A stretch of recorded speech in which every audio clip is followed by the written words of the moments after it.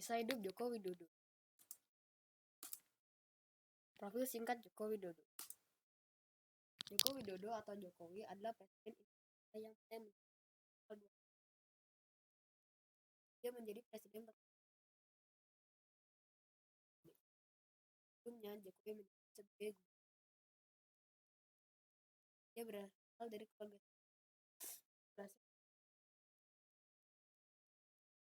dari politik sebagai wanita. Dia berasal tersebut menjadi kota pariwisata budaya dengan kota popularitas dan dia menjadi sorotan.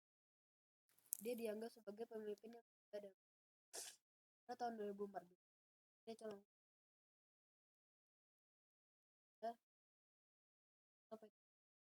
kita mendapat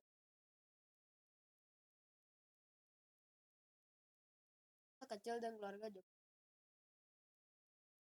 Widodo atau Jokowi adalah anak dan sedikit 3 adik perempuan.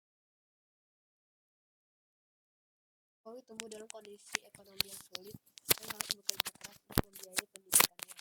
Dia memiliki keahlian bertukang kayu dan mulai bekerja sebagai penggergaji kayu pada usia 12 tahun. Pengalaman sulit seperti pengurusan rumah yang dialaminya 3 kali dalam masa kecilnya mempengaruhi pemikiran dan kepemimpinannya di masa depan.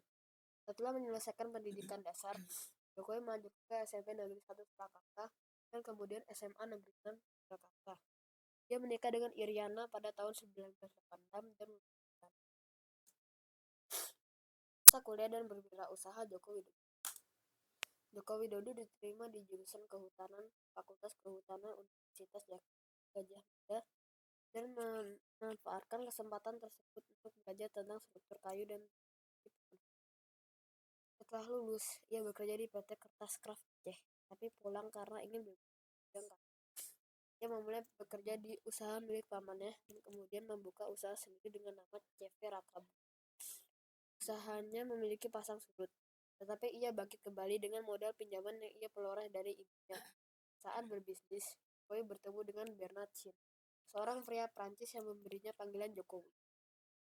Pengalamannya melihat pengaturan kota yang baik di Eropa, berhasilnya untuk menerapkan kepemimpinan yang manusiawi dan menciptakan kota yang bersahabat di Surakarta. Kiprah politik Joko Widodo. Joko Widodo atau Jokowi berhasil memenangkan pemilihan sebagai wali kota Surakarta pada tahun 2000. Bahwa kepemimpinannya mengalami perubahan signifikan dan menjadi contoh yang dipelajari dalam dan luar negeri. Jokowi dikenal karena kemampuan komunikasi politiknya yang berbeda dan pendekatan dalam merelokasi pendatang.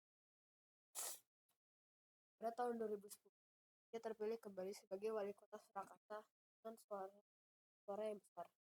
Pada tahun 2012, Jokowi diusung oleh PDIP sebagai calon gubernur DKI Jakarta. Setelah pertarungan politik, pasangan Jokowi Ahok berhasil memenangkan pemilihan dan menjadi gubernur dan wakil DKI Jakarta. Selama menjabat, Jokowi mengimplementasikan kebijakan-kebijakan populis dan melakukan pembenahan infrastruktur transportasi dan lingkungan di Jakarta. Ia juga mengadakan berbagai acara kreatif dan memperbaiki kebersihan. Presiden Joko Widodo. Pada Pilpres 2014, Joko Widodo atau Jokowi terpilih sebagai calon presiden Indonesia setelah meraih popularitas yang tinggi.